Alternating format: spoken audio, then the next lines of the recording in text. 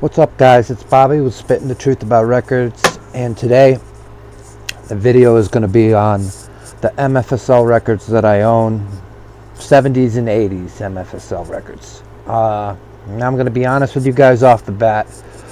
75 to 80% of these you can probably skip because they're not worth your time, because most of the mo-fis, you know, have the classic bloated bass and sucked out mid-range to make you think that the record actually has headroom and depth.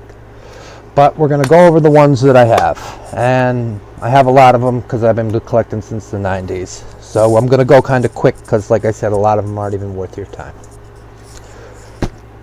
Started off with Crystal Gales, We Must Believe in Magic. Not worth your time. Sucked out mid-range. Classic mo-fi sound. Pablo Cruz is A Place in the Sun. Again, Dead Quiet Vinyl, sucked out mid-range, bloated bass, your classic mo-fi. Gordon Lightfoot, Sundown. One of the same guys, you can expect the same. Bloated bass, you know. Earl Clue, Late Night Guitar. You get quiet vinyl, but you don't get the best sound. The originals will blow this away.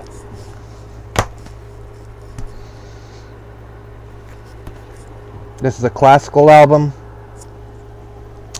Herbert von Karajan, Revo Bolero, Debussy Lemire.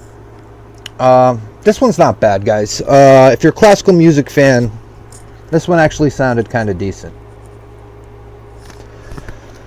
You got the Japanese super vinyl that all these were,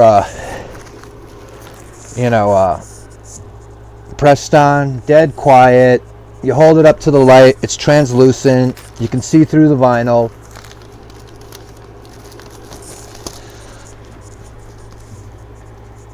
But with that being said, a lot of these are better than the crap that MoFi puts out today. Even though they're not good, they're not better than the originals. Still better than the crap MoFi puts out. Earl Clue, Finger Paintings. Not bad. Some of these can sound good, but still don't beat the original pressings. What else is new, guys?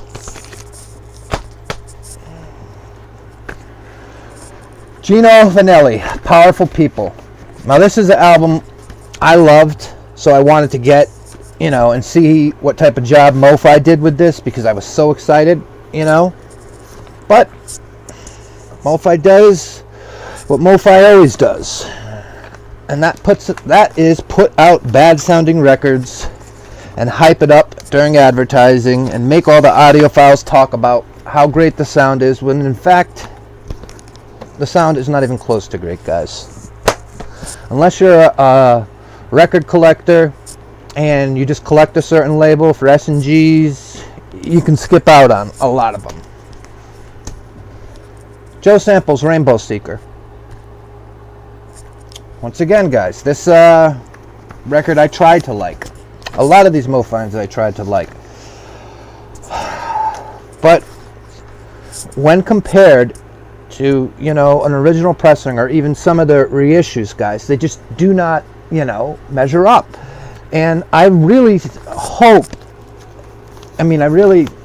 that this label hoped that you would not buy another copy and sit down and compare the two, or compare 3 copies, or even 4. They were relying on that you wouldn't do that. And that's how they made their money, guys. Original master recording, the Crusaders, Chain Reaction. This one, guys, this one isn't bad. Some of these can sound good.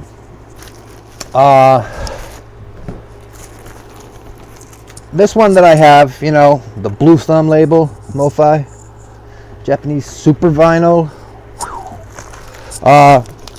This one isn't bad. Does it beat originals? Probably not. Al Jarreau, All Fly Home. I love Al Jarreau. Again, when they released this one, I was amped, man. But once again,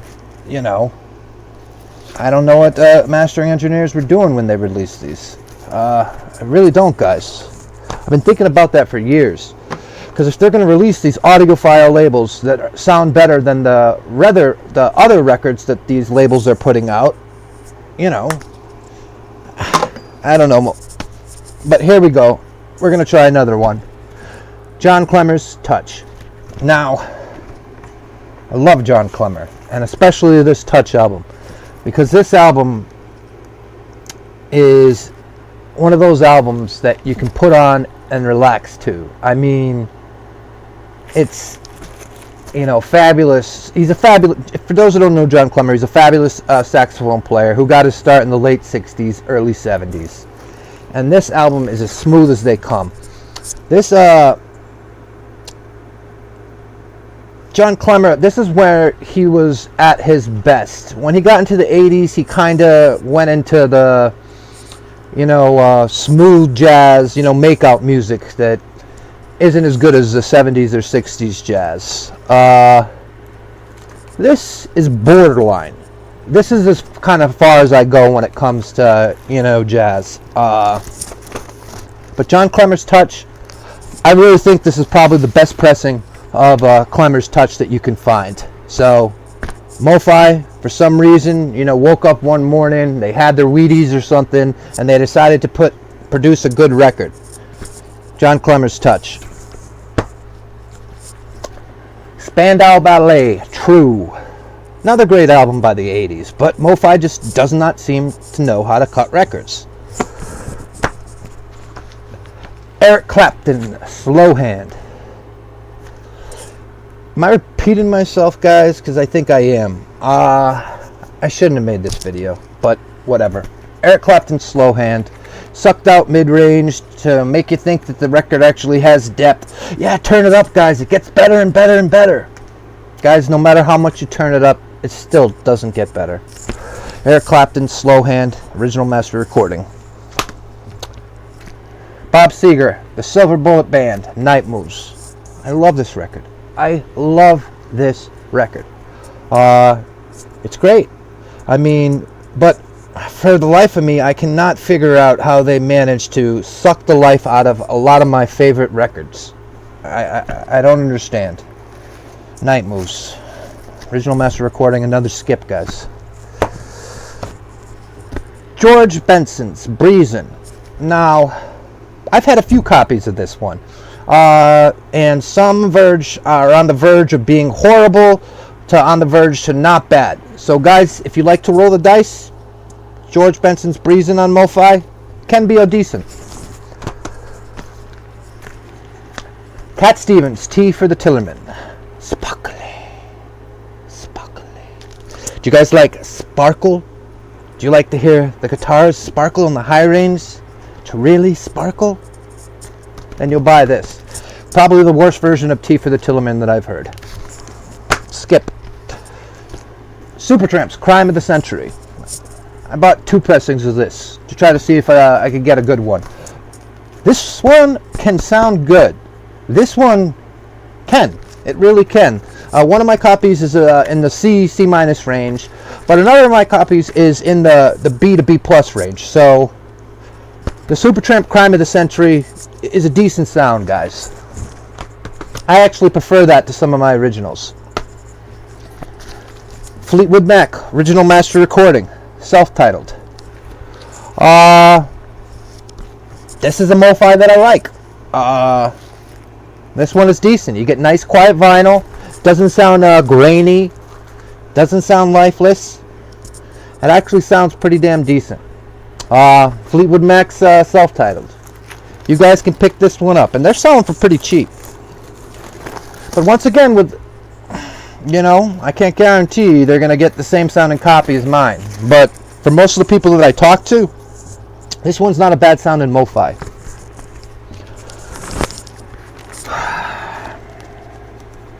Coming up next, a lot of pressings with the rock and roll smile. The Beatles, White Album.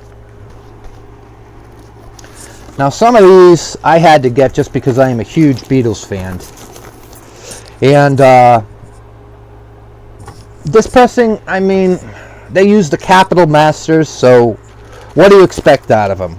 A lot of them are bright, and the bass is better than a lot of the originals that are out there. Not the UKs. The UKs sound fabulous.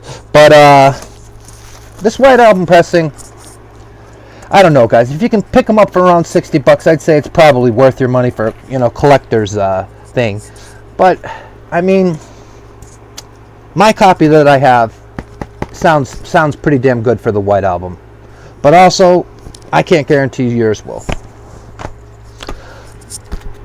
The Beatles, Magical Mystery Tour. Once again, these guys use the Capitol Masters. But for Magical Mystery Tour, guys, this is a tough album to get to sound good. Now, unless you want to drop 100 plus on the German Horzu True Original Stereo, this one's not bad to get. I like the MoFi Magical Mystery Tour better than the new Magical Mystery Tour that's cut from Digital Masters that they released. I like this better than the Capitol Stereo OG. I like this better than the Capitol Mono US. This wasn't issued in the UK when it first came out, so this is kind of what you have. But unless you're going to go with the German Horzu Stereo or the 2014 Mono, this isn't bad, guys. The Beatles Magical Mystery Tour. Beatles Abbey Road. This is another one. I bought 2 copies because I had a neighbor that recommended this to me. Just does not sound as good as my UK or my New Zealand pressing. But some actually prefer the sound on some of these. I still think you guys can do better. But if you're a collector, why not? It's Beatles, guys. Chuck Mangione, Feels So Good. Another home run by MoFi. But MoFi has one of those hitters that hits like, bats 131, for their batting average and hits 2 home runs a year. But this one was. Feels So Good is a home run by MFSL. I like this version better than some of the originals out there. I like this better than the Canadian half-speed masters that they have out there. This one is worth picking up if you guys like this album. I do. Moody Blues, Days of Future Past. Oh, this is a tough album to get to sound right. I guess the masters were destroyed in a fire, somebody said. And so everything used after 1976 or something like that was used with a new mix. This, I guess, is cut from the remix. But this one they didn't do a bad job with this one. I mean, my favorite pressing of this is early UKs. The early UKs on this can sound wonderful. But this one, I mean, guys, if you can pick up for under $40, I think it's worth it. Al Stewart, The Year of the Cat. Once again, guys, like I wonder who was in the mastering room and what was happening while they were in the mastering room. Because this one sounds horrible. Year of the Cat, guys. I love this album too. I love it. Some of the RCA UKs sound decent, and some of the US domestics sound way better than this, guys. Way better. Pat Benatar's In the Heat of the Night. Why do I have this album? That's a good question, guys. I can't answer it. And why do I have the MoFi? It's another good question. I can't answer it, but it's a skip. Steely Dan's Asia. Another one that, guys said was too bright, wasn't a good one, so I went out and I bought 2 copies. Because I wanted to see what the fuss was all about. Not my favorite copy of Asia, but for some reason, guys, I like it. I like it because it's wrong. Everything about it is wrong. The way it sounds is wrong. I mean, it's so wrong, it's like hilarious. But it's like I can't force myself to sell these because I mean it's just like something that you put on, you know, for like a change of pace stuff. It's neat. But anyways, guys, that's my pressings of the 70s MFSL that I have. And as you can see, I'm not that big of a fan of MFSL to begin with. But that's not to say they can't get some of the pressings right. Don't get that wrong. They have put out some home runs. It's not a lot, but they can put them out. Alright guys, this is Bobby with Spitting the Truth. Let me know what you think about it in the comment sections. Let me know if there's some 70s and 80s MFSLs that you guys like and that think that I should pick up. Maybe I'll check them out. Let me know, guys. Alright, bye-bye.